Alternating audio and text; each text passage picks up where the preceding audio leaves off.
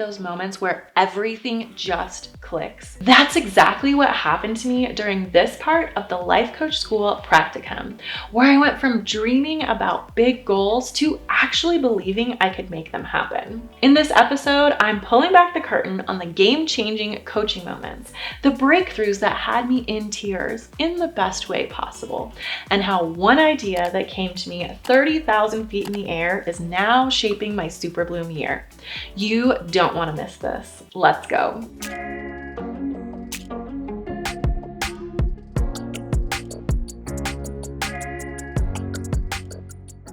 So it was like a full day. I think we started at 8 or 9 in the morning and then we ended around 3 or 4. But she put like 2-hour lunch breaks in there.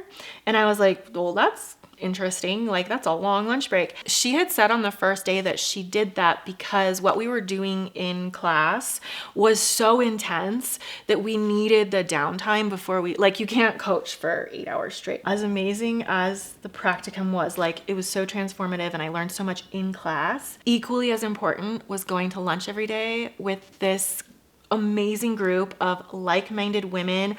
I was so just in love with everyone from the start. Like I said, Lindy really set this tone. Like, it was just a really open group, really open to being vulnerable, connecting on a deep, deep level.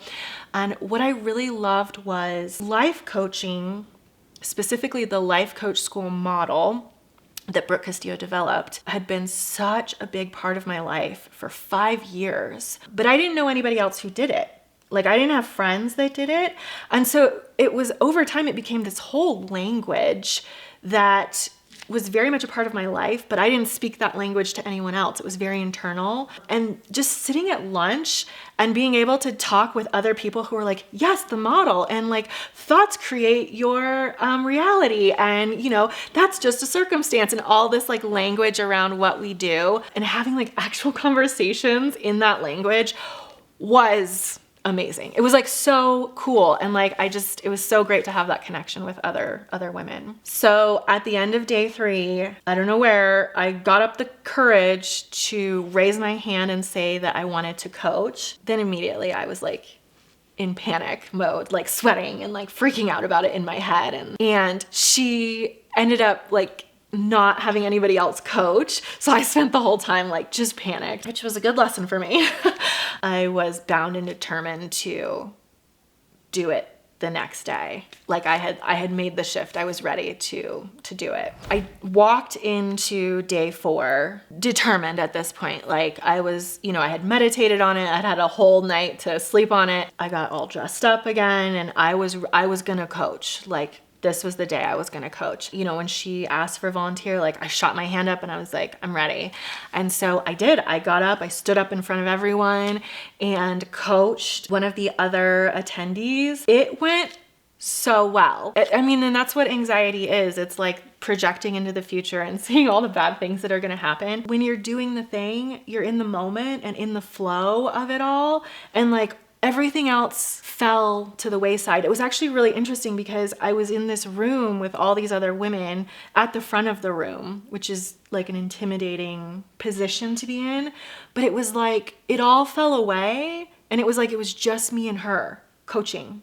Me and the girl I was coaching. It was really great. Like, I felt really confident afterwards. The night before our last day of practicum, Brooke actually hosted a special dinner for everyone in the lobby restaurant of her penthouse apartment. It was super swanky and we all got dressed up. They had told us there was going to be like a special event, and it was the celebration of us becoming certified. We all got dressed up. It was actually fairly close to our hotel, and one of our friends drove us there.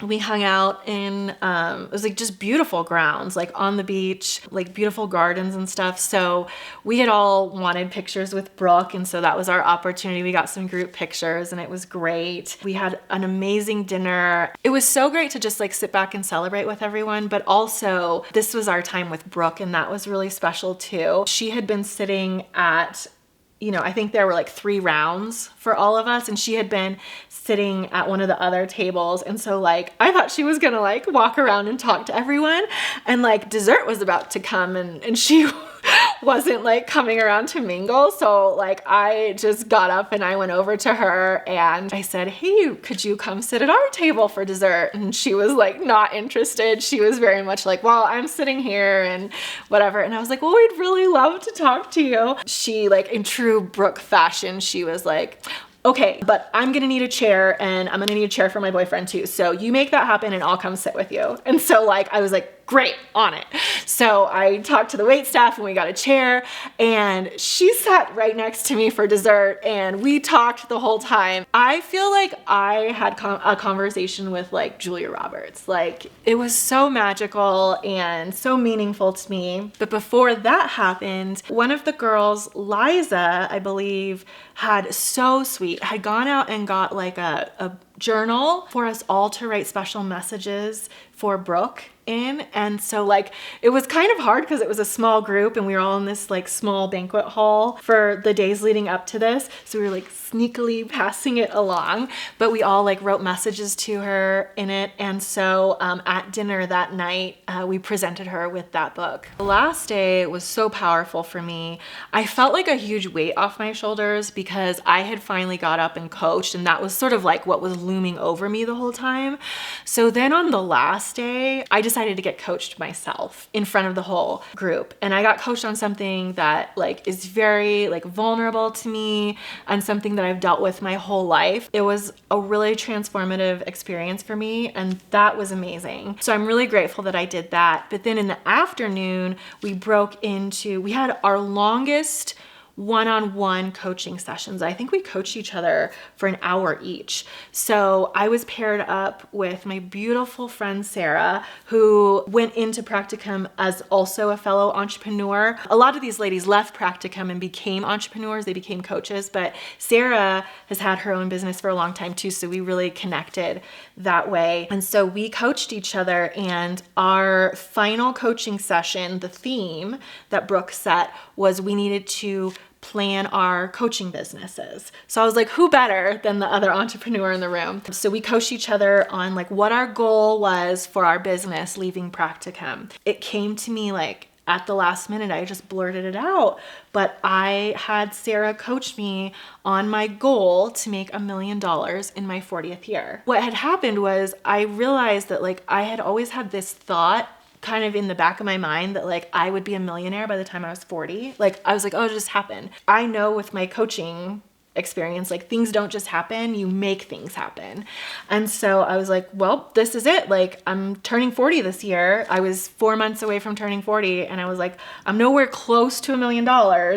Like it's time to make this happen. It was a crazy ambitious goal. It was a 10x goal. Before that had only ever made $100,000 in my business.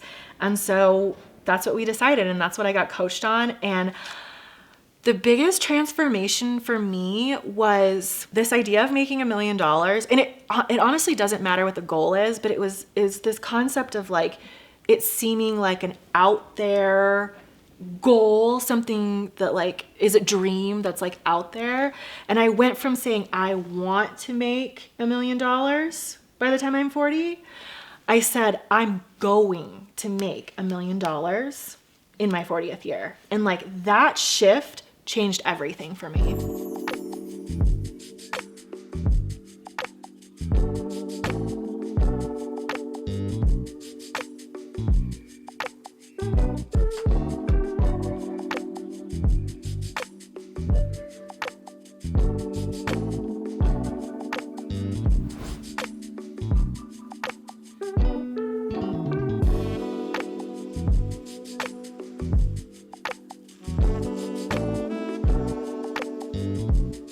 On the last day, I met in the hotel restaurant, which we basically lived at. I ate almost every meal there. I met Brandy and Elizabeth, and we had breakfast together. And then because Brandy is also from Colorado, we were on the same flight. So we took an Uber together. I think we were all just on a high at this point. Like energetically, I was such a different person. I was in love with everyone. I was in love with humanity. I just felt this overwhelming compassion. It was just such a dramatic shift for me. I was just really like, I don't know how to describe it other than like just on this like energetic high. And everybody was, we all were. I actually ended up on the same flight with Brandy and Lindy because we're all Colorado girls. I was sitting there, we unfortunately weren't seated together, just thinking about everything that had happened. I was listening to my music and like just really open. It was like the first time in the 5 days that my brain wasn't like having to work. It was just like open, receptive, just sitting there sort of meditative. And like just all of these thought downloads came to me. Like I was just feeling so excited for the future, actually in a very visceral way, envisioning what my future was looking like. And it seemed so real as opposed to this like out there idea. And on the flight home, I was already determined to make my $1 million. And it came to me, I was like, oh, this is when I'm launching my podcast, which has been something on my to-do list for forever. I was like, oh, I'm going to launch a podcast about making my $1 million. And oh, I'm going to call it Superbloom because that just makes sense to me. Like I closed my eyes on this flight and I had this vision of this beautiful flower opening up with a jewel inside. It was like so real. And I was like, oh, it's Superbloom. Like it was so obvious. And for years I had not started my podcast because I didn't know what to call it. And like, it just came to me. And so that launched everything. And I couldn't wait for the flight to land because Lindy was like 3 rows up and I just had to tell her, I have a podcast and it's called Superbloom. And oh my gosh, we're going to have a Superbloom launch party. And because Lindy was the one that was like, yes, you have to throw yourself a big birthday party. It just all like on the flight home, it all came to me. The party, the podcast, all the content, all of it. So it was amazing. I came home and it was like just a day or two later was our next work day. And like, I was a different person. And I was like, let's go to lunch. We need to talk. And I just like unloaded everything on her. I was like, this is everything that happened. This is where the business is going. Because before that, I was like, I don't know, maybe we do this, maybe we do this. And like, I had been super micromanaging and I had just hired her like in January. And so that was like April that I came back and like, I could only afford her for 4 hours a week and like trying to make that work. And like, I was like, you need to work for me 3 days a week. And like, these are all the big things we're doing. And oh, by the way, in 4 months, we're throwing a huge event at the Ritz-Carlton in Tucson, Arizona, and you're coming with me. And like, she was just like, okay.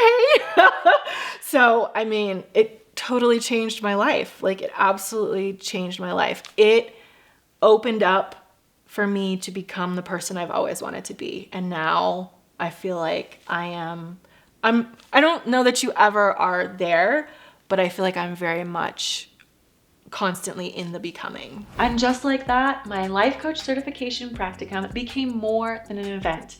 It became the spark that lit up everything I'm doing this year. Now I want to hear from you. What's your big goal for this next year? Drop it in the comments below so I can cheer you on. And don't forget to hit the like and subscribe buttons and turn on notifications so you don't miss what's next. This Superbloom year is just getting started, so trust me, there's so much more to come. Until next time, dream big, take action, and let's make it happen.